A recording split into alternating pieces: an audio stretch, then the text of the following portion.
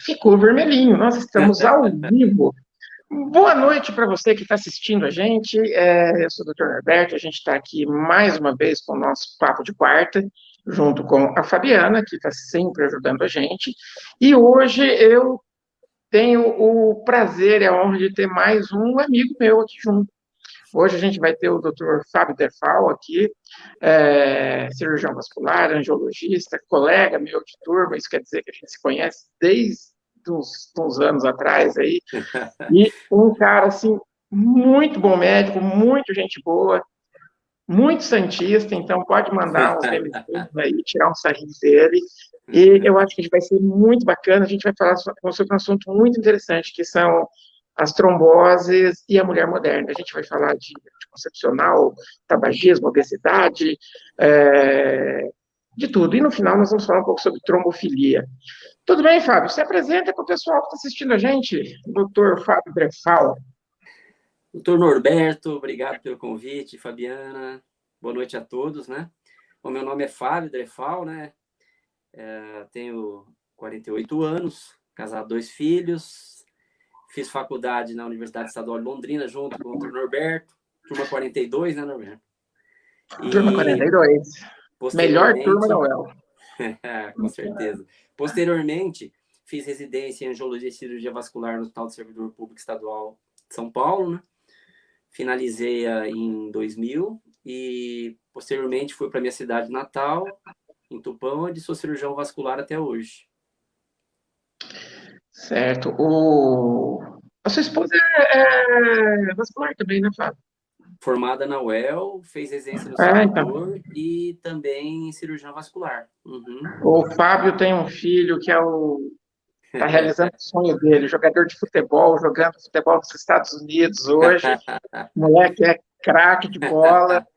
E o mais novo, nadador.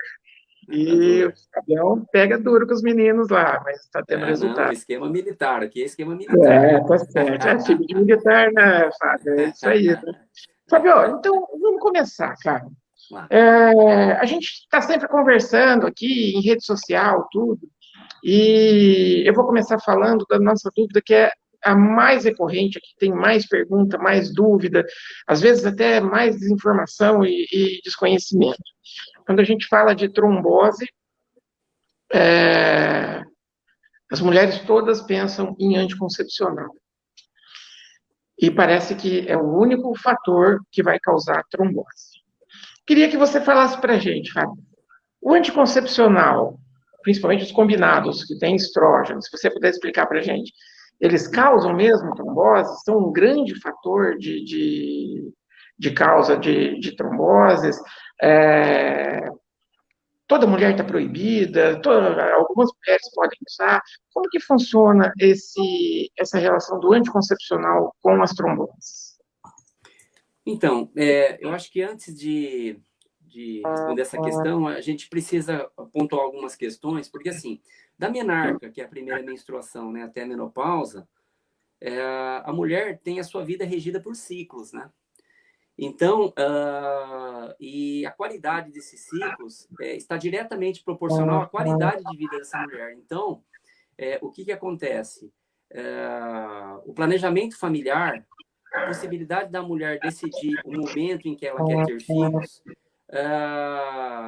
fez com que, a partir da década de 60, principalmente, os anticoncepcionais se popularizassem, né? Você vê, e na década de 60, 10% das mulheres usavam anticoncepcional. Já na década de 70, um pouquinho depois, praticamente 25% das mulheres em idade fértil já utilizavam. E essa proporção tem aumentado progressivamente, né?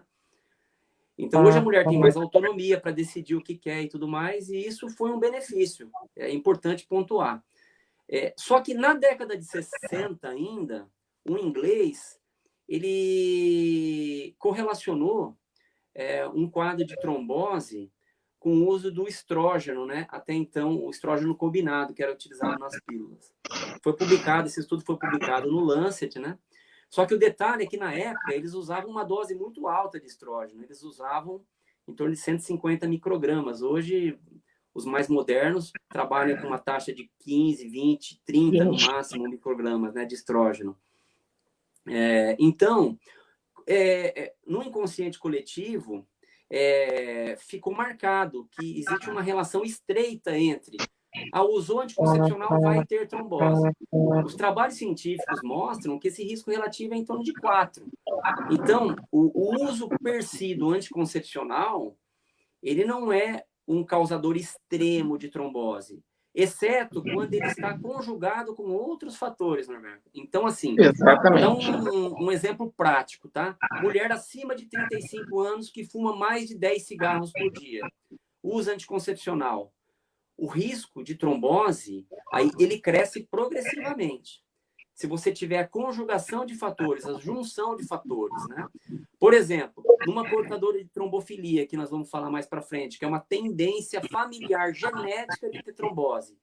Se ela tiver o fator 5 de Leiden positivo, tá? E homozigoto junto com o anticoncepcional, com o estrógeno sintético, esse risco pode subir até 35 a 50 vezes o risco de trombose. Então, veja que, na verdade, o anticoncepcional é uma excelente arma para planejamento familiar e pode ser usado pela maioria das mulheres. Existem algumas situações específicas que a gente pode conseguir discriminar que contraindicam realmente o uso de anticoncepcional. Agora, veja bem, nesse caso, você tem outras opções disponíveis para controlar esse planejamento familiar, né? Que a gente pode até estar falando um a um depois, em termos de risco relacionado a doenças vasculares, né? Fábio, foi em 2018 que nós tivemos em rede social 6 casos de mulheres jovens que colocaram em redes sociais que tiveram trombose pelo uso do anticoncepcional. A gente sabe que o anticoncepcional pode aumentar esse risco.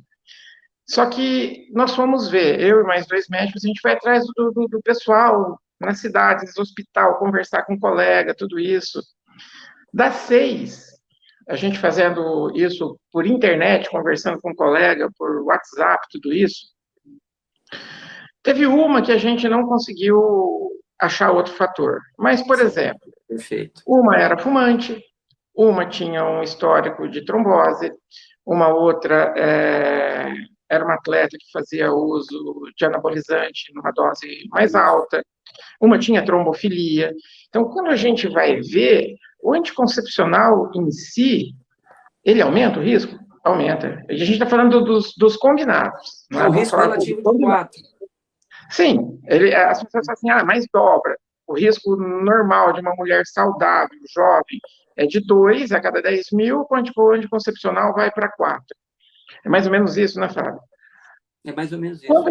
Quando a gente vai pensar, por exemplo, eu estava falando esses tempos atrás, até numa live, quando você engravida, esse tempo que vai da gravidez, do parto, do puerpério, isso aumenta a chance de uma mulher em 400 vezes de ter trombose. Então, se a gente pensar de certa forma, o uso do anticoncepcional pode fazer, se a gente pensar na população em geral, diminuir o risco de trombose, porque você está tirando um fator de risco muito grande, que é a gravidez. Então, Norbs, em cima do que você está falando, eu acho que tem uma coisa para pontuar que é extremamente informativa e importante. Todas as estatísticas mostram que os anticoncepcionais combinados, eles são mais perigosos no primeiro ano de uso, tá? E normalmente os eventos trombóticos, eles ocorrem por volta do 3º, 4º mês, né? Por questões de natureza fisiológica, há uma interação se houver os fatores predisponentes para desencadear o processo de trombose. Mas depois de um ano, viu, Norbs? Esse risco... Norbs, doutor Norberto. Não é Fábio. Fica tranquilo. O pessoal me chama de doutor Cândida, doutor TikTok, mas está tranquilo.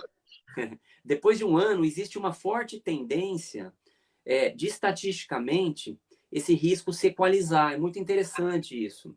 E aí existem grupos de discussão em relação ao uso do anticoncepcional oral combinado, porque existia um hábito, algum tempo atrás, de se suspender o anticoncepcional para se fazer cirurgia. Eu não sei se você chegou a pegar essa fase, né? E os trabalhos estão mostrando o seguinte, que quando você fica de 4 a 6 semanas sem usar o anticoncepcional, suspendendo para cirurgias e tudo mais, quando você reintroduz, esse risco aumenta novamente. Porque existe uma tendência do organismo feminino tentar se reequilibrar hormonalmente. Então, existe uma grande discussão em relação a essa questão, né? Sobre a suspensão do anticoncepcional em procedimentos seletivos. O doutor caiu, já ele volta. Mas podemos continuar falando. Então, então, como eu vinha comentando, o que acontece? Quando você fala em pílula, né, é um conjunto de 2 hormônios, são 2 hormônios exógenos, que tentam imitar os hormônios produzidos pela mulher, que são o estrógeno e a progesterona. É importante entender isso, viu doutor Norberto? Eu estava tentando explicar um pouquinho como é que Desculpa, funciona... caiu minha conexão aqui, mas está tudo certo agora. Então, a pílula é formada por 2 hormônios exógenos que tentam imitar os hormônios femininos produzidos pelo ovário, estrógeno e progesterona. O estrógeno, ele que tecnicamente teria um potencial ruim, porque ele atua na membrana da parede da veia, espessando, deixando ela mais grossa. E ele, em tese, aumentaria a quantidade dos fatores de coagulação, deixando o sangue mais viscoso, mais grosso. E, além disso, ele também atuaria diminuindo a quantidade dos protetores naturais. Ele teria uma queda da quantidade de antitrombina 3, que é uma substância que o nosso fígado produz para tentar deixar o sangue menos viscoso. Então, o estrógeno faria isso. E a progesterona, ela teria mais uma função de vasodilatação, né? Então, se fala muito no efeito ruim do anticoncepcional oral por conta dessas alterações que ele causa no organismo materno. Mas veja que o que a gente quer dizer é que ele sozinho, tá? Ele não tem o potencial, vamos dizer, de causar comorbidade, o que ele causaria se associado a outros fatores que a gente vai comentar aqui. Eu acho uma coisa que você falou importante, é que esse risco tende a diminuir depois do primeiro Perfeito. ano de uso. Exatamente. Da mesma maneira que acontece quando a gente vai fazer a terapia hormonal nos pacientes com menopausa.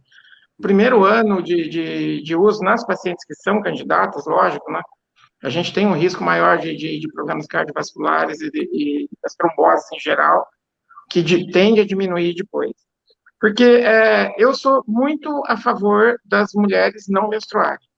Eu acho que muitas pacientes têm um desconforto muito grande, cólica, sangramento, TPM, dor de cabeça, e a gente consegue resolver isso facilmente com uma medicação relativamente fácil, barata, e que a gente consegue um bom resultado. E hoje ainda tem muita gente mas o sangue não vai para a cabeça, não vai dar derrame, não, gente, não vai acontecer nada disso. E as mulheres, elas estão sendo mais adeptas hoje de não menstruar, da menorreia. E algumas fazem assim, doutor, eu tomo 6 meses e aí eu paro 2. Ou a cada 4 meses eu paro 1. E a gente tenta falar assim, não tem Isso necessidade. é uma prática que a gente não recomenda. Não tem nem... Tem o risco da gravidez, não vai diminuir esse risco que o anticoncepcional teria, não vai, e vai aumentar, porque, como você falou, depois de 4 a 6 semanas, é como se zerasse tudo, ela volta ao zero. Exatamente, volta para aquele inicia-se o processo fisiológico de readaptação hormonal, né? Então, realmente, não é uma prática recomendável. Agora, eu acho que é muito importante, porque a gente comentou o seguinte, bom, o anticoncepcional, ele, em tese, incrementa um pouquinho o risco, né? Obviamente, mas ele sozinho, ele atuaria como um fator desencadeante, como outros que existem. A associação de fatores é que desencadeia o processo, né? E aí, a gente pode citar alguns, né, Norberto? Eu acho que, assim, a idade é um fator importante e imutável, né? Quanto maior a idade, maior a tendência de você ter problemas vasculares. Na mulher, isso é muito pronunciado por causa das questões hormonais. Ó, só para você ter uma ideia, a incidência de varizes de uma mulher com menos de 20 anos é em torno de 1%. Se você pegar uma mulher acima de 70 anos, ela passa de 70%, tá? Porque existe uma questão fisiológica envolvida nesse processo de envelhecimento. A mulher, ela tem 3 vezes mais chance de ter varizes que o homem. Por quê? Porque, pelos estudos, as veias das mulheres teriam uma quantidade de receptor para substâncias vasodilatadoras maiores. E isso levaria a um aumento do incremento também no sexo feminino. Então, são 2 fatores imutáveis causadores de doença venosa, né? Ser mulher e a idade. Isso não tem como a gente mudar, né? E aí, um fator predisponente. Isso. E aí existem os fatores adquiridos que podem surgir no decorrer da vida. Eu acho que o principal deles, e os trabalhos estão mostrando isso, viu, Dr. Norberto, seria a obesidade, né? Os últimos trabalhos mostram que se você tiver um índice de massa corpórea, que é uma fórmula que a gente utiliza juntando peso e altura, for superior a 30, esse risco é multiplicado por 3,1, né? E na doença venosa também, esse impacto é extremamente importante a ponto de, em pacientes com índice de massa corpórea acima de 28, a gente orientar a mulher a perder peso antes de operar, porque os trabalhos mostram que aumenta em 20% o risco de recidiva das varizes. Então, muitas vezes, a mulher chega no consultório um pouquinho acima do peso, está com índice de 30, 31, 32, 35, tem varizes, quer operar, a gente orienta, olha, vamos perder um pouco de peso primeiro. Até algumas não gostam muito que a gente fala, mas isso tem um impacto extremamente relevante no resultado de médio e longo prazo da cirurgia. Então, a gente está falando de varizes, está falando de doença venosa, mas o sobrepeso junto com o anticoncepcional causa um incremento de risco no processo trombótico muito importante. Porque a gente sempre tenta buscar explicações para esses fenômenos, né? Mas talvez o mais importante deles, e que é importante que as pessoas que estão assistindo essa live entendam, é o seguinte: quando você tem o panículo abdominal, aquela gordura abdominal, o que acontece? Existe um aumento da pressão dentro do abdômen. E, naturalmente, essa resistência faz diminuir o retorno venoso, porque nós não temos um coração na perna para vencer esse aumento de pressão. Então, existe uma tendência ao sangue ficar estático, vamos dizer assim. A estase venosa dilata a veia, a velocidade de fluxo vai reduzindo, aí aumenta o risco de varizes, de tromboflebite, que são inflamação dessas varizes, e de trombose. Então, ó, falamos de idade, falamos de sexo, né? Falamos de obesidade. E em relação ao cigarro, né? Não existe uma relação estreita entre o cigarro e a doença venosa, mas existe uma relação estreita entre o cigarro e a doença arterial, tá? Que é mais grave, chega a ser mais grave. Existem algumas trombofilias que podem causar trombose venosa e arterial. Vou dar exemplos práticos. A síndrome de anticorpo antifosfolípide, que depois a gente pode conversar um pouquinho, que é uma síndrome trombofílica extremamente grave, né? A hiperhomocisteinemia, que é o aumento desse aminoácido, que causa também doenças vasculares e ateromatosas precoces, né? E a deficiência de uma proteína protetora do organismo, chamada proteína S.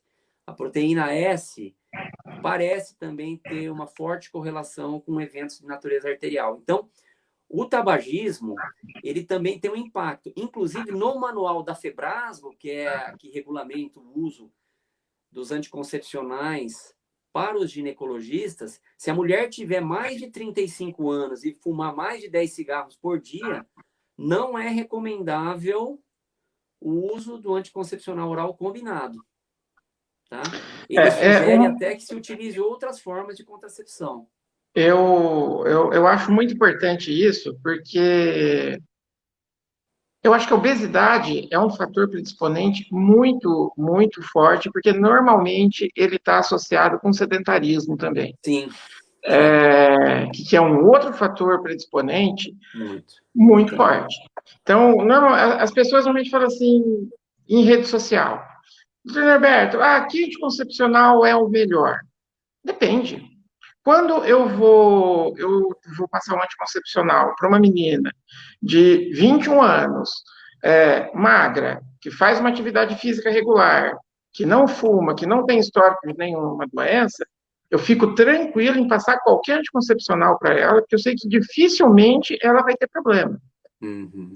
Se eu pego uma paciente a minha paciente, seria o avatar da minha paciente, uma paciente aí na faixa de 40 anos, um pouco mais, com sobrepeso, sem atividade física, aí eu preciso pensar. Pílula combinada, nem sempre eu vou usar, a menos que alguma coisa fale assim, não, por um tempo é legal a gente usar pílula combinada, associado com uma reeducação alimentar, tudo isso daí. Então, às vezes as pessoas, elas gostam de colocar a culpa no fator externo. O anticoncepcional me causou trombose, porque nem sempre as pessoas gostam de admitir que o sedentarismo e a obesidade são fatores muito mais fortes do que o cigarro, do que o anticoncepcional, e que depende só dela para resolver. Então é como se fosse não, vamos jogar a culpa no anticoncepcional só. Em casos onde você tem um risco aumentado, né, para os quadros trombóticos, né, se for extremamente necessário, aí é risco-benefício, eventualmente você pode fazer uso da mini pílula, né, que usa só o progestagênio, né, teoricamente tem uma proteção contra contracepção um pouquinho menor, mas assim, o risco de eventos vasculares, ele parece cair um pouco, né? E assim, eu acho que além desses fatores que eu citei, existem outros, né, Norberto? Porque acho que são importantes de falar. Por exemplo, cirurgias eletivas, né? Então, pacientes com cirurgias de médio para grande porte acabam tendo um risco exacerbado. Pacientes hospitalizadas e acamadas por mais de 3 dias, né? A imobilização com tala gessada e com gesso também aumenta, incrementa o risco, né? Nas portadoras de câncer, é muito frequente também você ter potencializado a incidência de trombose venosa. E outras doenças crônicas, né? Tipo lúpus, Doença autoimune, esclerodermia. como lúpus, esclerodermia, Sim, síndrome de Sjögren, né? sim. Então, assim, veja que sempre que você tem uma conjugação de fatores, o crescimento do risco é exponencial. Por isso que é o que você falou mesmo. A gente tem que avaliar caso a caso, realmente. Porque a pílula é muito, muito usada. A gente tem aqui no Brasil, a gente tem uma estimativa mais ou menos aí, que a gente tem em torno de talvez um pouco menos de 30 milhões de mulheres que usam a pílula. Eu tenho 19 anos de ginecologia. Nesses 19 anos, eu tive uma paciente que eu não consegui encontrar um outro fator causador de trombose. Era uma menina nova, ela tinha 19 anos, era magra, atividade física, não achamos nada que comprovasse nenhum tipo de trombofilia, não fumava, nada. Então, essa daí, realmente, eu não consegui achar um outro fator. Mas não é o dia a dia. E as pessoas, esse é o meu pensamento. É mais fácil quando você tem alguém para culpar. Eu tive trombose por causa do meu anticoncepcional. Normalmente você vai ver, é uma paciente que está acima do peso, que é sedentária. Graças a Deus, a gente vê hoje o número de fumantes cada vez menor, né? Então, isso é uma coisa muito boa. E quando a gente fala em obesidade e sedentarismo, a gente não está falando só dos problemas vasculares, né, Fábio? A gente está falando de uma gama de doenças. A obesidade deve ser a doença do século. Aí você fica pensando assim, poxa, mas aonde que o sedentarismo, então, a obesidade, a gente comentou que existe uma redução da velocidade de fluxo da veia por conta do aumento da pressão abdominal, né? Onde que o sedentarismo entraria? o que Naquele acontece? coração da perna, né, Fábio? Exatamente. Quer dizer, como é que funciona o organograma de fluxo da circulação? O coração bate, pelas artérias ele manda sangue para as pernas. Quando o sangue chega nas pernas, não temos um coração ou um órgão específico para reconduzir esse retorno venoso. Quem que faz isso? A esponja plantar, que fica embaixo do calcanhar, e a musculatura da batata da perna. Então, a conjugação desses dois fatores e a sincronia desses dois fatores é que faz o esvaziamento. A contração da musculatura da batata da perna é que esvazia essas veias. Então, a gente chama de coração muscular periférico de Barrow, né? Que é o nome técnico. Mas quando a pessoa pratica atividade física, ela hipertrofia a musculatura da panturrilha, né? Então, você tendo um músculo da panturrilha mais forte, melhora-se o esvaziamento. A coisa de uns 20 anos atrás, quando eu estava na residência, questionava-se muito o impacto negativo da musculação, tá? Na formação de varizes nas pernas e sintomas e tudo mais, né? Mas aí começaram a surgir alguns estudos com plethysmografia, que é um equipamento, para avaliar o impacto, tá? Da musculação no esvaziamento venoso. Quais foram as conclusões? Se você trabalhar repetição com pouco peso, você trabalhar mais condicionamento do que força, em tese, você tem um incremento de 25% do esvaziamento venoso. Então, você tendo uma vida ativa, sem sedentarismo, você emagrece, então você enfrenta o risco da obesidade e você melhora os mecanismos fisiológicos de compensação do fluxo da veia. Então, veja que os benefícios aí são múltiplos, além de controle glicêmico, pressão arterial e outros fatores que são importantes também. Um outro fator, viu, Nortes, que eu acho que a gente vinha comentando sobre, então, idade, sexo tal, e tudo mais, seria o impacto da gestação no surgimento das doenças venosas, né? E aí são duas questões, a gestação per si e o número de gestações, né? Os trabalhos científicos mostram que acima de 4 gestações, o impacto no sistema venoso, ele passa a ser, assim, mais importante, né? No desenvolvimento de doenças venosas crônicas, como a varizes, e de quadros venosos agudos também, como a trombose, a tromboflebite e a embolia pulmonar. Então, a gente vai falar sobre gravidez, gestação, mas eu acho que a gestação também entraria nesse bojo de situações que aumentam o risco de doença venosa. Não tem a menor dúvida. Como eu falei, o ciclo, esse período que vai de quando a mulher engravida até o final do puerpério, aquelas semanas depois do parto, esse período, as chances da mulher ter uma trombose é 400 vezes maior do que uma mulher fora da gestação. Mas, então, é um risco muito grande.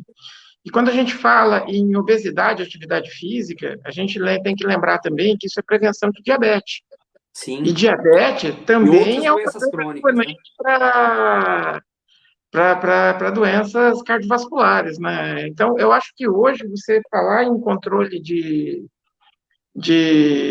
peso é uma coisa muito importante, porque a gente não está falando de uma doença, a gente está falando de uma série, é como se fosse a base para uma série de doenças que vai atacar desde o seu rim, a sua pele, o seu cérebro, tudo. Então, eu acho que isso que é a importância, né? Fabio, deixa eu só falar com o pessoal aqui, que tem bastante gente assistindo a gente e não teve tempo. A gente tem aqui a Dona Branca, que é aí de São Paulo, que é nossa fã. Até eu estou me assistindo aqui, olha só que legal. O Silvio, as meninas entram pelo meu perfil lá. A Cidinha, que trabalha comigo, está aqui. A Mônica Urbana, a Mônica tem que agradar ela, porque semana que vem eu vou ter que levar meu carro na oficina e eu vou precisar de desconto. Então, Mônica, que bom que você veio. E a Tony Carini Grava está pedindo para falar sobre trombofilia e Covid. Certo. E se quem corre tem um risco maior ou menor de ter trombose. Quem corre? A pergunta é quem corre? Então vamos para a primeira. Se quem corre tem um risco maior de ter trombose. Bom, são duas perguntas então, né, Norris? Sim, a mesma pessoa perguntou sobre trombofilia e Covid e sobre a corrida e a trombose. Tá. Então, em relação ao COVID, a gente tem que dividir os eventos trombóticos em dois grandes grupos, tá? Inicialmente, quando começaram a perceber que o COVID causava trombose em sítios, inclusive atípicos, como cerebral, aquele repórter, em sítios não usuais, porque a trombose, normalmente, 90% dos casos ocorre em membros inferiores, né? Principalmente no membro inferior esquerdo, mas assim, em 10% dos casos podem ocorrer em outros sítios atípicos. Então, a primeira forma de trombose no COVID é a CIVD, que é a coagulação intravascular disseminada, que, na verdade, a gente não poderia encaixar como uma trombofilia, tá? Porque é um evento desencadeado por mediadores químicos liberados pela resposta inflamatória, é um consumo de fator de coagulação, tá? E aí esse consumo de fator de coagulação desencadearia esses eventos trombóticos. Então, num primeiro momento, acharam que fosse somente isso. Mas aí começaram a perceber o seguinte, que em virtude da insuficiência de órgãos-alvo, por exemplo, como o fígado, você teria diminuição da produção de anticoagulantes naturais, que o organismo mesmo produz. Então, o nosso fígado produz antitrombina 3, proteína S, proteína C. E o que começaram a perceber é que havia uma queda do nível dessas proteínas naturais com propriedades anticoagulantes e um aumento próprio de fator de coagulação produzido e desencadeado pelas reações inflamatórias na íntima, que é aquela camada que reveste o sistema circulatório. Então, aumento do fator 2, 7, 9, 10, do fator 8 e uma queda dos protetores naturais. Então, o mecanismo causador do vírus da Covid-19 é misto. Então, ele causaria uma CIVD e causaria também uma trombofilia adquirida temporária. Então, nós vamos falar mais para frente, mas a trombofilia pode ser genética, tá? E pode ser adquirida. E existem algumas situações em que ela é adquirida. Então, assim, não existe certeza, porque esse processo ainda está todo em investigação, ninguém sabe direito qual é o comportamento real desse vírus, está todo mundo descobrindo junto, mas já se sabe que existem essas duas vertentes de atuação do vírus na circulação. A coagulação intravascular disseminada e a trombofilia adquirida temporária. Bom, em relação à outra pergunta, Norbert, qual que é mesmo? Corrida e trombose. Tá. A corrida é assim, ó. Como eu estava dizendo, os exercícios de baixo impacto, em tese, eles são salutares. Então, se você fazer exercício com bastante repetição e pouco peso ou pouco impacto, ele é positivo. Então, bicicleta ergométrica, hidroginástica, caminhada, tá? Agora, atividades físicas de alto impacto, basquete, futebol, vôlei, a própria corrida, ela, em tese, teria um impacto inicialmente negativo, tá? Por conta de uma maior resistividade no escoamento venoso. Mas quando você corre, você faz força na barriga, tá? Em tese, isso reduziria um pouco o retorno venoso. Só que aí a gente tem que ponderar, sabe, doutor Norberto? A gente tem que ponderar por quê? Norbert, né, Fábio? Senão fica até esquisito. A gente tem que ponderar por quê? Porque a corrida é uma forma que as pessoas encontram para controlar o peso. Então, o que é pior? Tá? Um exercício com um pouco mais de impacto ou um exercício aeróbico que permita você chegar no teu peso adequado? Então, eu vou te dar a minha opinião, tá? Então, não existe um trabalho que cruza essas duas variáveis, tá? Controle de peso com impacto no exercício para controle de doença vascular. Para os meus pacientes, eu prefiro que elas corram, tá? Mas, assim, tem que existir uma ponderação em relação a essas duas variáveis, porque a gente, tecnicamente, não tem trabalhos consolidados usando essas duas variáveis, que é cruzar controle de peso com o impacto do exercício, entendeu? Mas eu acho que aí é bem o que você falou, o Fábio.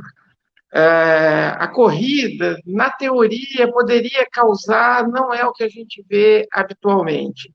Por outro lado, a gente percebe que quem pratica a corrida ou a atividade que for com regularidade, normalmente você vai ter peso mais baixo, você tem um risco cardiovascular menor, de doenças do coração, você tem uma menor incidência de diabetes, você tem uma menor incidência de hipertensão, você tem uma menor incidência de várias doenças, né? Isso. Nas pacientes que estão na menopausa, você tem menos perda óssea. Para mim, não tem como você falar assim, não. É isso, Eu exatamente. penso Essa é a igual nossa você. postura. Essa é a nossa Faça, postura. faça. Embora tenha algumas ressalvas, a nossa postura é liberar, porque Sim, não tem a menor eventualmente, dúvida. se houver algum problema, a gente orienta a fazer ciclismo, outros esportes alternativos, né?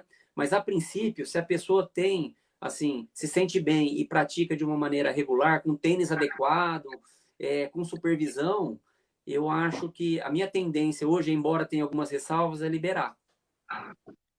Sim, não, eu concordo plenamente com você. Então, sobre o anticoncepcional, Fábio, eu acho que tudo que a gente conversou é mais ou menos assim.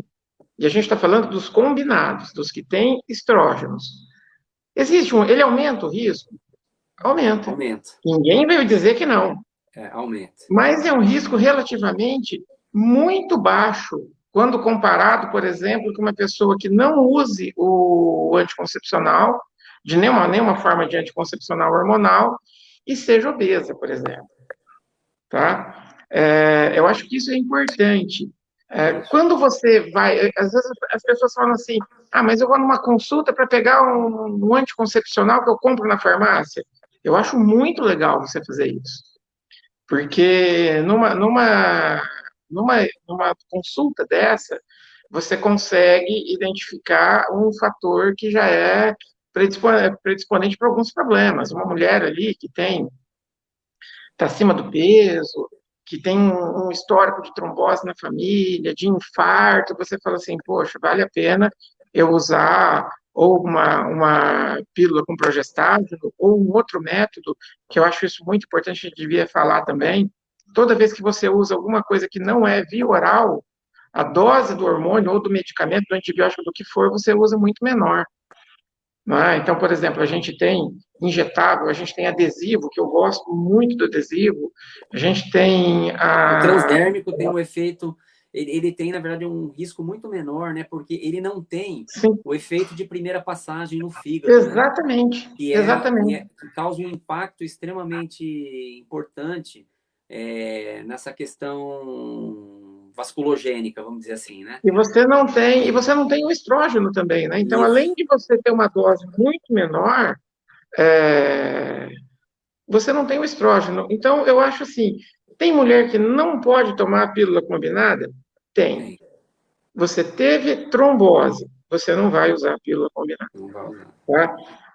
Eu evito muito pílula combinada em paciente com alto risco de câncer de mama. Por quê? A pílula causa câncer? Não, a pílula não causa câncer de mama. Mas a pílula pode fazer um câncer de mama crescer mais rápido. Então, se a gente tem outras maneiras, vamos usar outras maneiras. Né? Mas eu acredito que para a população em geral, o anticoncepcional é uma excelente maneira de planejamento familiar. Como você falou, a partir de 1962, lá que começaram a ser usados, para mim foi o que mudou a vida da mulher. A mulher Mudou a vida da adquiriu mulher. o direito de planejar a própria vida, Planejar a de própria vida. engravidar quando ela quisesse, de uma maneira muito fácil, muito barata, e com riscos relativamente baixos. Eu acho os riscos do anticoncepcional relativamente baixos. Se a gente for comparar, por exemplo, com a obesidade, ou então O com grande problema, gravidez. o grande problema, Norberto, é o seguinte, é a associação dos fatores de risco. Esse é o grande Exatamente, problema, né? exatamente. É por isso que você falou que os casos têm que ser realmente individualizados. E o que assim, na verdade, a gente vai entrar num terreno espinhoso, mas a questão da predisposição genética para o desencadeamento da trombose, acho que assumiu um papel fundamental nessa questão do anticoncepcional oral combinado. E assim, por que eu digo que esse terreno é um terreno espinhoso? Porque a ciência muito pouco sabe, os protocolos ainda de investigação e até de tratamento são um pouco confusos. E não é de hoje. A antitrombina 3, que é uma proteína protetora do organismo, que ela deixa o sangue mais fino, vamos dizer assim, ela é produzida pelo nosso fígado, ela foi isolada pela primeira vez na década de 60, né? E naquela ocasião, ela foi isolada porque um pesquisador europeu começou a perceber que as tromboses começam a acontecer de maneira repetida numa mesma família. E ele aventou pela primeira vez a possibilidade de que existisse alguma coisa familiar que predispusesse esses eventos trombóticos, essas tromboses, né?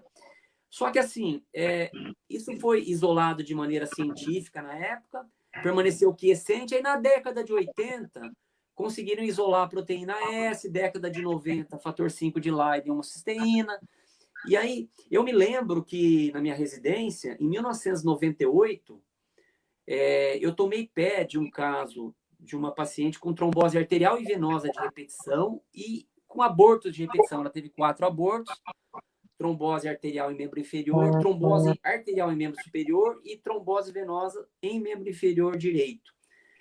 E na época, esses exames que hoje são feitos meio que de rotina já, eram difíceis de serem feitos, poucos laboratórios faziam e eram extremamente caros. Ainda são hoje, mas eram mais caros ainda. E a gente, pela primeira vez, a gente fez a investigação e descobriram que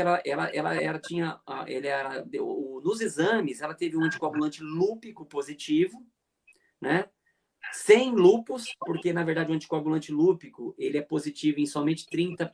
O lúpus, ele está presente em 30% só dos portadores, né, de anticoagulante lúpico. Ela tinha o anticoagulante lúpico e não tinha lúpus. E a gente fez o diagnóstico de síndrome do anticorpo antifosfolípide, que hoje é bastante conhecido, né? E como o evento dela é extremamente grave, cara, a gente fez uso, ela fez uso de combinação de anticoagulantes de maneira perene, né? E a partir daquele momento, estamos falando de 98, 22 anos, eu comecei a ter contato com a trombofilia. Em 2001, já em Tupã, um colega obstetra, Dr. Antônio Carlos, ele se deparou com uma paciente com uma história de 2 abortos e ele encaminhou para mim para fazer investigação, tentar levar uma gestação a termo. Na época, a gente fez alguns exames, não tinham todos que existem hoje, e ela tinha uma deficiência em heterozigose de proteína S. E essa paciente, a gente, com anticoagulante e com antiagregante, hoje a gente nem usa antiagregante mais para deficiente de proteína S, essa gestação foi levada a termo. Então, naquela época, esse processo estava quiescente, estava se iniciando. E hoje não. Hoje, as pessoas estão sabendo mais sobre trombofilia, elas estão mais informadas, né? Os exames estão mais disponíveis nos laboratórios e barateou um pouco o custo. Então, na verdade, está se tornando cada vez mais rotineira a investigação. Mas, veja, a probabilidade de se detectar trombofilia nas mulheres não justifica a solicitação do exame em massa para todas, né? Então, essa é outra mensagem importante de ficar nessa live, porque todas as mulheres que vão começar a usar anticoncepcional oral têm que dosar os marcadores para trombofilia? Não, existem critérios, né? Só que o que a gente está vendo, assim, de 3 ou 4 anos para cá, inclusive usando as estatísticas das operadoras de plano de saúde, é que o índice de solicitação dos marcadores para trombofilia estão crescendo em torno de 20% por ano. Tá? E a pessoa pega aquele resultado, Norberto, e não sabe o que fazer com ele, você entendeu? Exatamente. Aí, então, tá positivo, o que eu faço agora? Então, na verdade, eu acho que, como tudo em medicina, você tem que ter uma medicina mais baseada em evidência. E a evidência hoje diz o seguinte: para quem que nós vamos pedir os exames para trombofilia? Tá? Para as pessoas que já tiveram trombose, tromboflebite, para pessoas que têm histórico de trombose e tromboflebite na família e para pessoa com histórico de trombofilia na família. Então, basicamente, esses seriam os candidatos a serem submetidos aos exames para trombofilia. Aí você pergunta o seguinte, mas trombofilia é uma doença? Né? Não, a trombofilia, isso é outra coisa que é importantíssimo ficar assim claro para as pessoas. Ela não é uma doença, ela é uma predisposição a ter trombose. Tá? Então, o que significa isso? Você pode ter a trombofilia, passar a sua vida inteirinha e não ter trombose. Tá? Inclusive, essa é a evolução mais comum e mais esperada. Né? Então, fazendo uma analogia, uma comparação, eu digo o seguinte, que é como se fosse a chave na ignição do carro. Tá? Para o carro ligar, alguém tem que ir lá e girar a chave. Então, a trombofilia é uma predisposição. Aí você tem os fatores desencadeantes. Aí entra cirurgia, anticoncepcional, reposição hormonal, imobilização, hospitalização, obesidade, gestação, viagens longas de avião, tá? Então, tudo que cause algum grau de imobilização prolongada ou aumento da viscosidade sanguínea pode desencadear trombose, né? Basicamente é isso daí. E aí tem outro detalhe, Norbert, só outro detalhe importante que eu queria comentar, que é uma dúvida frequente, que é o seguinte, a gente vai lá, a pessoa vem, a gente faz os exames para trombofilia, a gente tem em torno de 10, 12 marcadores que a gente solicita na rotina para quem é candidato a fazer os exames. Aí os exames vêm negativos, tá, Norbert? Bom, tô tranquila. Então eu não tenho trombofilia. Acontece que na década de 60 só tinha antitrombina 3. E com o decorrer dos anos foram surgindo novos marcadores. Então a gente não conhece muitos marcadores que não foram isolados pela ciência ainda. Então, é importante que se diga para ela o seguinte, olha, dos exames hoje conhecidos, você não tem nenhum positivo. Tá? Então, como forma de orientação. E futuramente, a gente não sabe o que vai acontecer, mas é bem provável que novos marcadores sejam isolados nas próximas décadas aí. Fábio, a gente tá, o Pedrão tá aqui, o Pedro Luiz Bobato, tá de Pedrão, um abraço pra você. tá mandando abraço pra gente. Tem uma do Sul, né? Tem uma tal de Lilian Mocelin falando que a live tá muito boa, mas eu acho que ela é meio suspeita para falar. Não sei não. Eu acho que essa Lilian Mocelin, né? acho que essa Lilian Mocelin é meio suspeita para falar. E a pessoa que perguntou, a Karine Grava, ela falou sobre a corrida, que ela fez uma fertilização e descobriu uma trombofilia, e que você acompanhou ela e ela já teve 2 episódios de tromboflebite. Então, uma coisa que eu queria falar é, primeiro, fechando o assunto do anticoncepcional. Tem risco? Tem. Só que é um risco relativamente baixo. É muito pior na mulher que usa o anticoncepcional, que é obesa e sedentária. Claro, tem outros fatores predisponentes, diabetes, hipertensão, histórico de trombose anterior, mas o risco relativo só da pílula é baixo. Isso é das combinadas. Norberto, é importante deixar consignado também que se eventualmente existir uma contraindicação formal para o uso do anticoncepcional, existem outras opções, né? Claro, pode claro. se ajustar o perfil de cada mulher, né? Claro, nós DIU, temos exemplo, a laqueadura, né? Tem o DIU de cobre e cobre prata.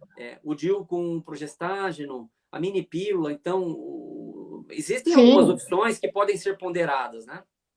As pessoas às vezes pensam, por exemplo, esses com dose bem baixa, como por exemplo o DIU medicado, o adesivo, o anel vaginal, isso. Você pode usar praticamente em qualquer mulher. Eu vejo assim, eu vejo assim, sim, o implante. Uma contraindicação para esses anticoncepcionais só com progestágenos e que não sejam via oral, que é na mulher que tem câncer de mama com receptor de progesterona positivo. essa não pode usar. Essa daí é o DIU de cobre e a laqueadura. Nas Norberto, outras, sempre é possível. uma coisa assim importante de se falar também é o seguinte, a gente está falando de trombose, né? Anticoncepcional e trombose. Sim. Mas lá atrás eu comentei que o estrógeno e a progesterona, eles atuam como venodilatadores, então eles dilatam um pouco o sistema venoso. Isso varia de mulher para mulher, porque tem mulher que tem mais receptor estrogênico na veia, tem mulher que tem menos. Tem mulher que tem mais estrogênio, receptor estrogênico na safena. Tem mulher que tem menos receptor estrogênico na safena. Então, assim, o que é importante? Se houver algum sintoma, porque o que a gente tem visto na literatura é o seguinte: antes de você ter um quadro de complicação ou de aumento na quantidade de varizes, muitas vezes o próprio anticoncepcional pode te dar o sinal. Então, você Sim. pode ter edema na região do tornozelo, você pode ter peso e cansaço nas pernas, você pode ter formigamentos, você pode ter pequenas cãibras. Então, assim, se você estiver utilizando um anticoncepcional e ele desencadear, você tiver uma relação estreita entre o início desse uso e os sintomas, e falando novamente, normalmente esses sintomas aparecem já nos primeiros 4 meses, que é onde você tem uma exacerbação do quadro hormonal, talvez seja interessante reavaliar o método, reavaliar até a pílula, mudar a composição da pílula, usar menos estrógeno. Então, assim, muito importante conversar com um ginecologista, porque seguramente ele vai ter uma opção melhor para você. Existem mais de 50 formulações vendidas aí, né? Com as mais variáveis quantidades de estrógeno e progesterona, as pílulas de primeira geração, segunda, terceira. Então, as pílulas antiandrogênicas, para quem tem acne, que a gente não comentou, mas que podem ser utilizadas também. Então, assim, se você estiver tomando a pílula e estiver tendo esse tipo de sintoma, principalmente se for num uso inicial da pílula, é importante conversar com o ginecologista para ele fazer o manuseio do medicamento. Né? E só relembrando para quem está assistindo aí que o seu corpo não acostuma com o anticoncepcional. Muito pelo contrário. Ele continua eficaz e não precisa trocar de tempo em tempo, nem dar pausa de tempo em tempo. E vamos falar agora um pouquinho mais de trombofilia, Fábio, porque eu saí da residência em fevereiro de 2002. A gente estava conversando antes de entrar aqui online, eu falei para você que durante toda a residência a gente não tratou nenhum caso de trombofilia. A gente não fez nenhum diagnóstico. Era muito raro. E hoje é muito comum. Hoje todas as pacientes conhecem o termo trombofilia. Sim. Só que como eu acho que ficou muito associado o diagnóstico com a gestação, muitas mulheres pensam que a trombofilia é uma doença e que é uma doença da gravidez. Isso. Na verdade, não é nenhum dos dois. É que a gente, por alguns fatores, foi correlacionado você ter, por exemplo, aborto de repetição com trombofilia. Então, a gente começou a pesquisar mais na gravidez. Né? E hoje é muito frequente, é muito comum. A gente estava falando lá, que você falou do aumento das pesquisas de trombofilia, dos marcadores de 20% ao ano. Sim, 20% ao ano. Porque a gente está vendo. Eu não conhecia trombofilia em 2001. Né? Hoje a gente sabe que existe, a gente sabe que é até relativamente frequente. Mas eu queria que você explicasse isso. Primeiro, que não é uma doença, Isso. e que nem é uma doença da gestação. Isso. É que a gestação, como fator predisponente para as tromboses, pode causar isso daí. Mas não que seja uma doença da gestação. Né? É um complicador da gestação. Não, o próprio nome já diz que não seria propriamente uma doença. A trombofilia é um termo que vem do grego, né? Trombos, que é coágulo, né? E filia é amor, paixão, afinidade. Então, na verdade, seria afinidade pelo coágulo. Então, afinidade ou afeição pelo coágulo. Então, o que é isso? Na verdade, existe uma predisposição. Então, a trombofilia é um fator predisponente ao desenvolvimento de tromboses em qualquer lugar do organismo, em qualquer segmento, tá? A trombofilia, então, seria uma predisposição para trombose. Ela tem dois tipos, basicamente, para a gente ser acadêmico, né? Ela tem a congênita, que é aquela quando você nasce e você tem aquele caráter heredofamiliar, quer dizer, de transmissão genética, autossômica dominante. Normalmente, pode passar de geração para geração. Com um detalhe, ela é transmissível do ponto de vista genético, mas não é porque a sua mãe tem, você vai ter. Existe uma característica na genética chamada penetrância incompleta. Você pode ter a transmissão do gene sem expressar a doença. Então, ela tem esse caráter de ser adquirido, de ser familiar. Então, tem a trombofilia familiar, mas existe também uma coisa que poucos conhecem, que é a trombofilia adquirida e temporária. São estados de doença que você passa durante a vida que podem aumentar esse risco durante um determinado período. Então, vou dar exemplos práticos aqui, né? Covid. O COVID, né? Agora, nas trombofilias de natureza familiar, tá, congênita, você normalmente tem o caráter genético envolvido na produção de alguns elementos que compõem a coagulação. O mais frequente de todos, Norberto, é o fator 5 de Leiden.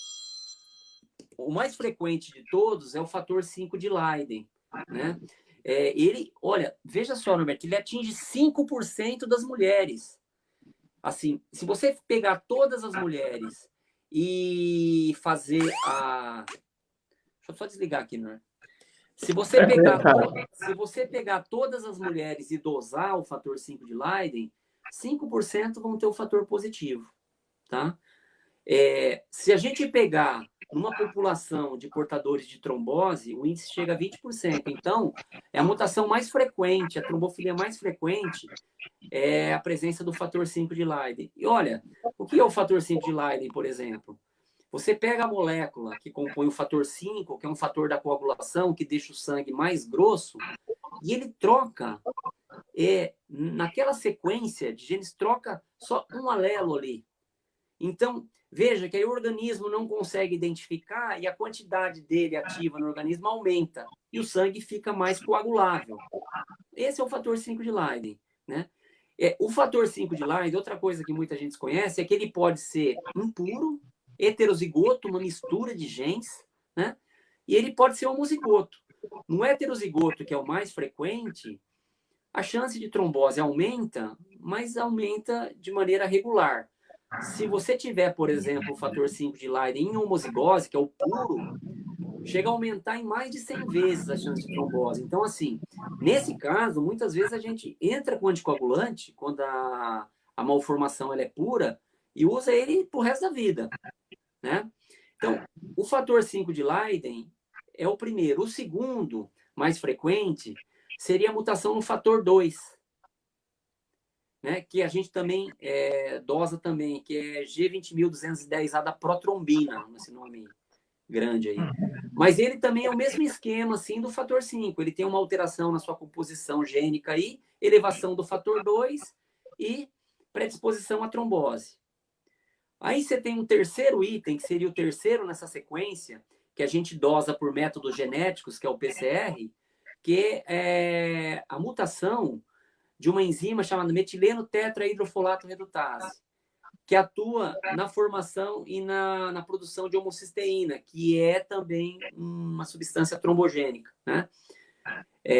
Que também hoje já está sendo dosado de rotina. Mas só para você ter uma ideia, nós estamos dosando a metileno tetrahidrofolato redutase há poucos anos. Praticamente foi o último fator a ser incluído como marcador de rotina na investigação da trombofilia, né? E aí nós temos fatores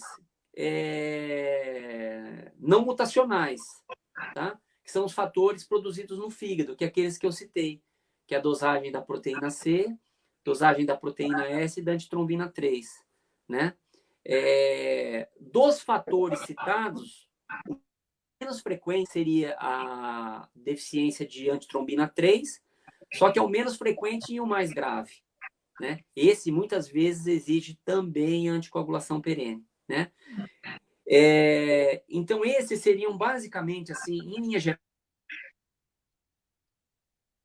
mas esses seriam os mais a trombofilia hereditária. Já a síndrome do anticorpo antifosfolípide, que tem elevação do anticoagulante lúpico e da anticardiolipina, a gente considera como uma trombofilia adquirida, que pode estar associada, por exemplo, ao lúpus, à esclerodermia e a outras doenças hematológicas e reumáticas. Então, juntando tudo que eu falei, esses nomes aí diferentes e tal, o que eu posso dizer? Eu posso dizer o seguinte, que é necessário investigá-los em casos pré-selecionados. E isso não seria uma doença, seria uma predisposição, que junto com outros fatores poderia causar problema. Onde que a trombofilia se insere na tocoginecologia, né? Acho que isso talvez seja uma coisa interessante. Quando você vai optar por uso do anticoncepcional, e aí entra a questão, tem histórico de tromboflebite, de trombose? Não usa anticoncepcional. Tem histórico de trombose na família ou de trombofilia na família? Tem que dosar os marcadores para trombofilia. Se forem positivos, não usar, optar por outros métodos contraceptivos. Detalhe importante também, tá? Acho que é um detalhe técnico, mas acho que é importante informar as pessoas que têm a trombofilia. Nunca você deve fazer a dosagem desses marcadores na vigência da trombose e usando o anticoagulante. Por quê? Porque você vai ter muito resultado falso, tá? Então, por exemplo, a gente sabe que na trombose, na vigência de um quadro agudo de trombose, a antitrombina 3 cai, tá? Então, na verdade, qual que é o valor preditivo da antitrombina 3 no quadro agudo de trombose? Nenhum. Por exemplo, usando heparina, também você vai ter uma alteração fisiológica na antitrombina 3. Usando o Marevan ou os anticoagulantes orais mais modernos, você pode ter um impacto na dosagem da proteína C e da proteína S. Então, você vai ter muito resultado nessas situações, falsos positivos e negativos. O que não muda é se você dosar os fatores genéticos que são feitos por PCR. Esse você poderia até fazer, que é o fator 5 de Leiden, a mutação do gene 20.210A da protrombina e a mutação do metileno tetrahidrofolato redutase. Outra coisa técnica importante seria, você pode fazer os marcadores para trombofilia usando anticoncepcional, né? Porque eu vejo que isso é muito frequente na prática, e eu vejo muitos pacientes chegarem no consultório com os exames, fazendo uso do anticoncepcional oral. Em tese, tá? O correto seria você fazer esses exames também não fazendo reposição de hormônio exógeno, porque você pode também ter resultados falseados. Então, o que eu recomendo? Fez o exame, deu positivo, você tem que repetir depois de 90 dias. Por quê? Porque tem essas variáveis que são influenciáveis. E um detalhe, como esses exames são caros e poucos laboratórios fazem, o que acontece? Muitos desses exames são coletados nas cidades pequenas, Norberto, e são transportados para cidades mais longínquas, as metrópoles, né? Cidades maiores. E a maioria desses exames são proteínas termolábeis. Então, dependendo da forma como você pica, se você picar 4 vezes e causar uma hemólise no local, você vai ter um resultado falso positivo ou falso negativo. Pode ter. Se você não transportar no gelo a 4 graus, essas proteínas podem precipitar e você pode ter um resultado falso positivo, falso negativo. Então, não é infrequente a gente pegar um resultado positivo e esses resultados se negativarem, principalmente nas proteínas hepáticas. Quando é por engenharia genética, quer dizer, a PCR, normalmente a chance de dar resultados diferentes são menores. Mas mesmo assim, é importante que após 90 dias, você repita esses exames para ter certeza realmente que, pelo menos dos exames alterados, para ter certeza se essa paciente é portadora ou não, porque isso pode ter um impacto no futuro nas tomadas de decisão, né? Uma coisa que eu acho importante, Fábio, a gente falar é que não precisa toda mulher sair correndo para dosar Não. os marcadores. São São aquelas caros, situações que eu falei. sim, que tem, quando você tem uma indicação, né? Aí sim é importante. Fábio, a gente está com 1h10 aqui, a gente precisa terminar. Até a Fábio já chegou aí para mandar a gente embora. Fábio, eu acho que foi muito legal. Eu acho que o assunto das tromboses é uma coisa assim que é dia a dia da gente ouvir no consultório, em rede social, em todo lugar. Eu acho que as trombofilias, a palavra em si, o termo é muito conhecido, a gente está falando principalmente dos pacientes, mas o que realmente ainda não é tão claro assim para a grande maioria dos pacientes. A gente nota que elas associam muitas vezes como uma doença da gestação. Como a gente falou hoje, não tem nada a ver. A gente também mostrou que o anticoncepcional também não é aquele bichão de 7 cabeças que tomou, vai morrer de trombose. Não, não é bem assim. Existem fatores que são piores e que, quando estão juntos, não é que são somados, eles se multiplicam. Então, eu acho que foi muito legal para a gente poder falar sobre tudo isso hoje. Fábio, foi muito bacana conversar com você, foi muito legal. A gente já está combinando aí de fazer um segundo tempo desse bate-papo aqui, e eu acho que pode ser muito bacana. Fábio, de verdade, muito obrigado. Norbis, valeu, obrigado, Fabiana. Obrigado. Até mais, Fábio, doutor. para você que está assistindo a gente aí, bom, obrigado por ter ficado até essa hora. Agradeço muito a vocês. E em breve a gente vai estar aqui com o Fábio, com o André, com o Chico. A gente sempre vai ter alguma coisa legal para falar para vocês.